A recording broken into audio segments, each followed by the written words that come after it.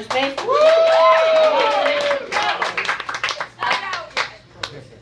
Coming soon. Now, I have heard that because of gentrification, they are they're taking the Troll Museum and turning it into an American Doll.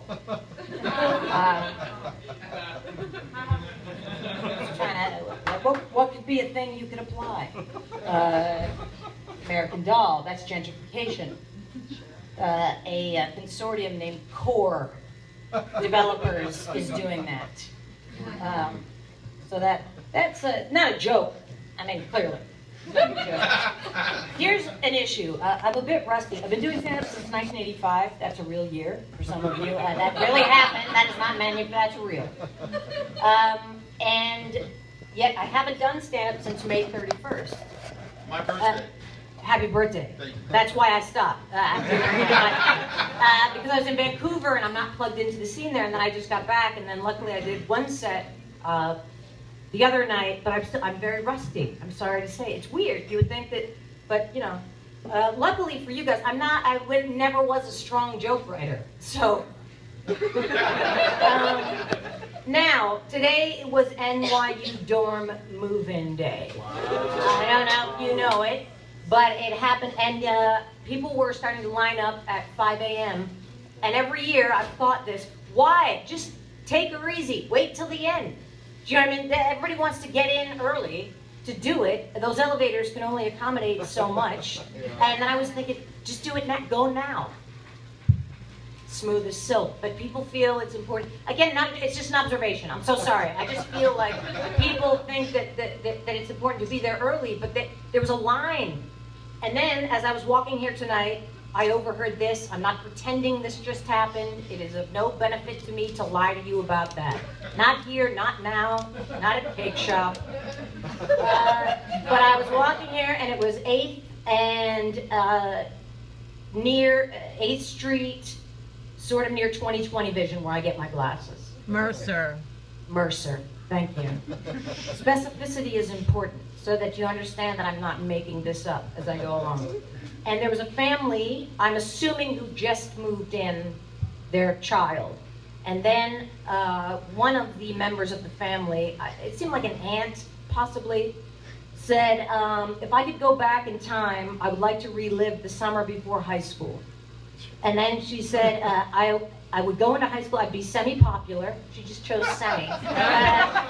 She goes, fit, as if she was British. Fit, you're fit.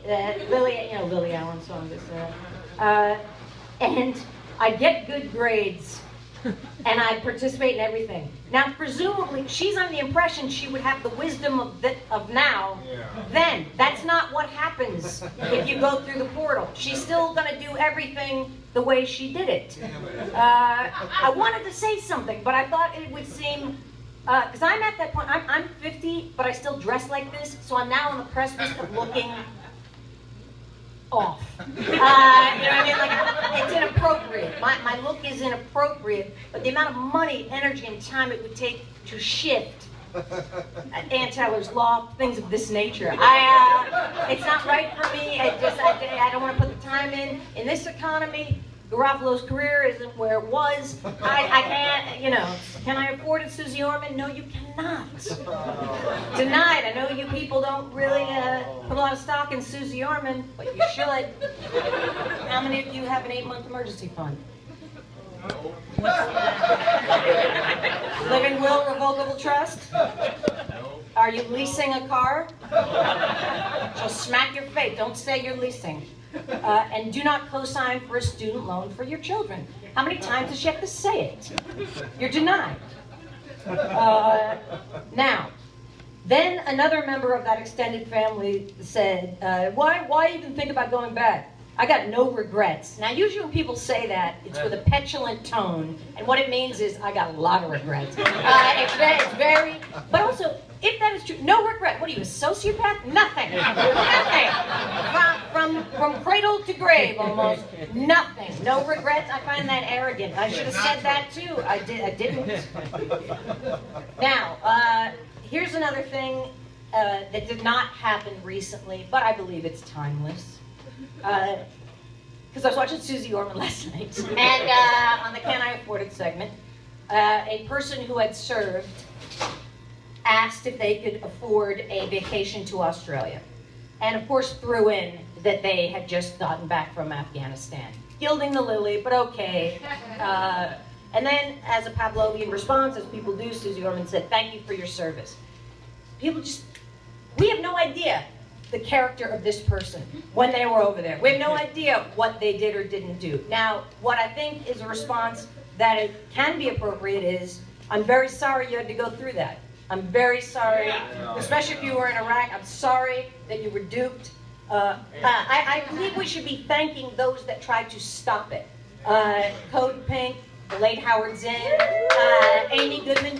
Thank them.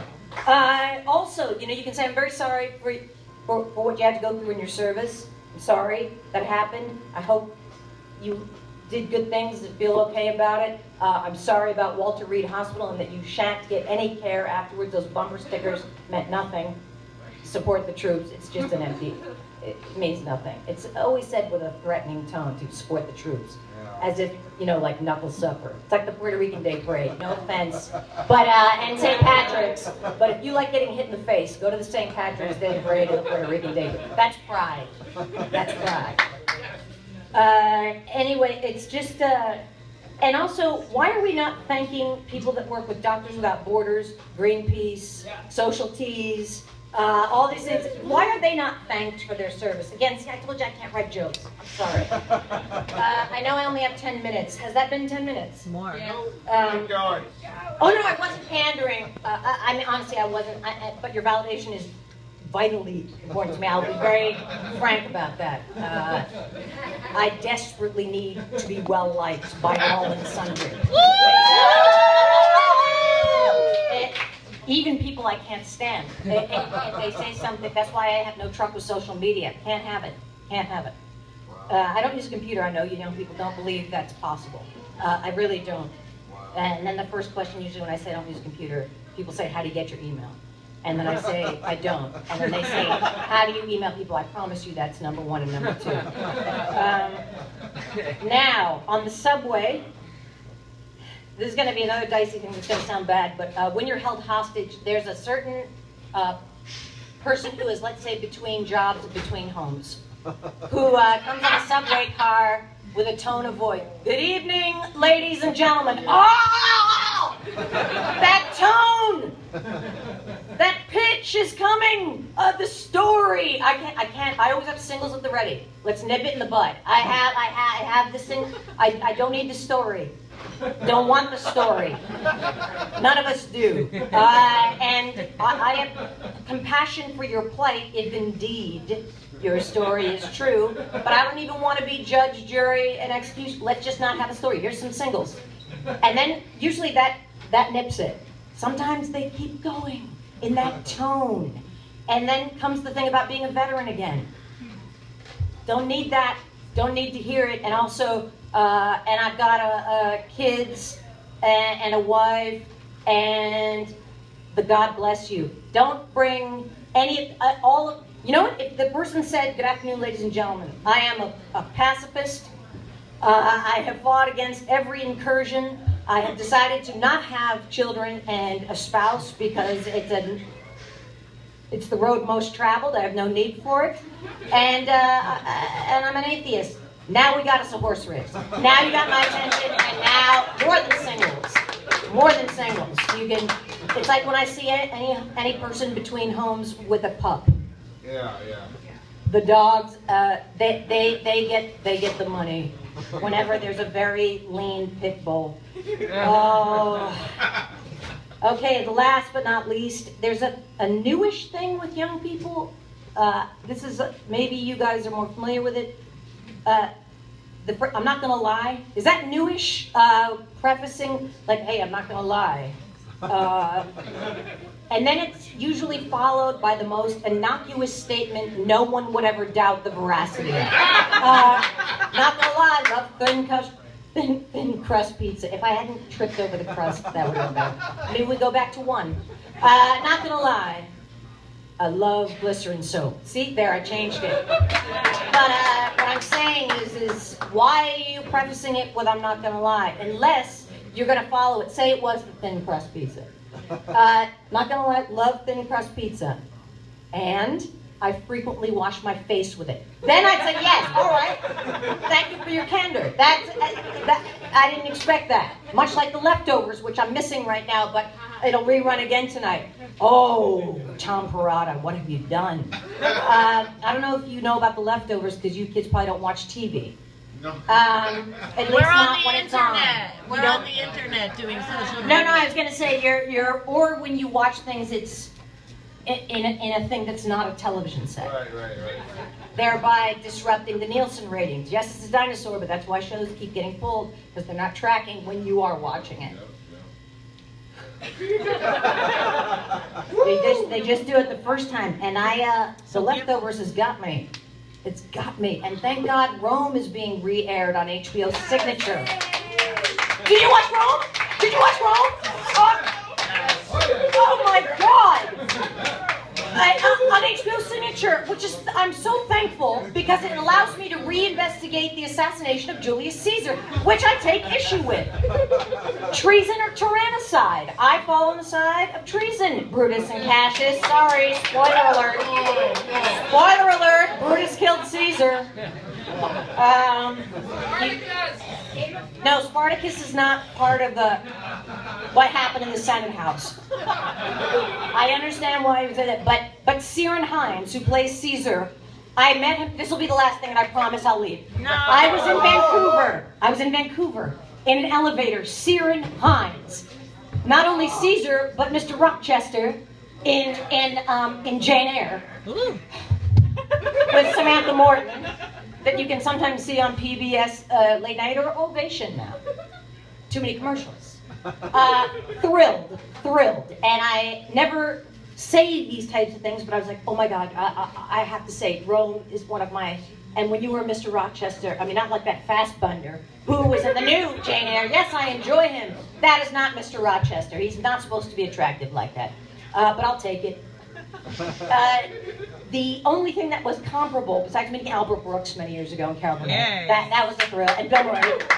I met Morty and Lee of the Swiffer commercials. I don't know if you're familiar with Morty and Lee from the Swiffer.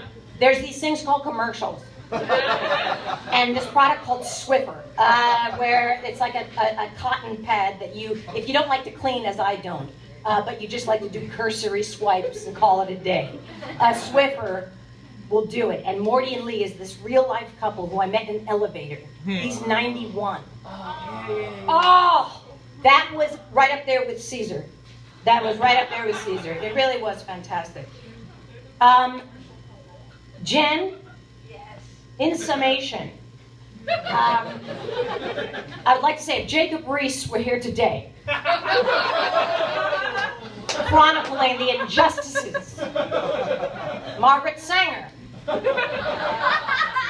if they were here today, they'd be behind this mic doing the type of half-ass stand-up I try to do for this.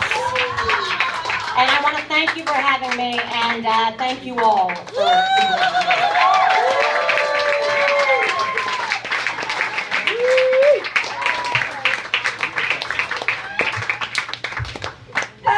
Garafalo! Thank you for coming out to this denim derelict debauchery. Anyway, I met Caesar too, and I lost my shit. Not Caesar for the dogs, Julius Caesar. Yeah, the one from the TV show Rome. Yeah. You watched Rome too. Yeah, I not only watched Rome, I watched Rome after I had a nervous breakdown and had to sell my brain to science so that Columbia University could do MRIs and CAT scans of my brain. And in order, because they had to put an arterial line, and it gets kind of dark here, to give me radioactivity, right? In the PET scan machine, they were like, so we can calm you down because you're an anxious mess. We'll put a mirror here and a DVD screen here. Bring in your favorite show. I brought Rome in. And then they fucked up the radioactive compound, so I had to wait like 3 hours.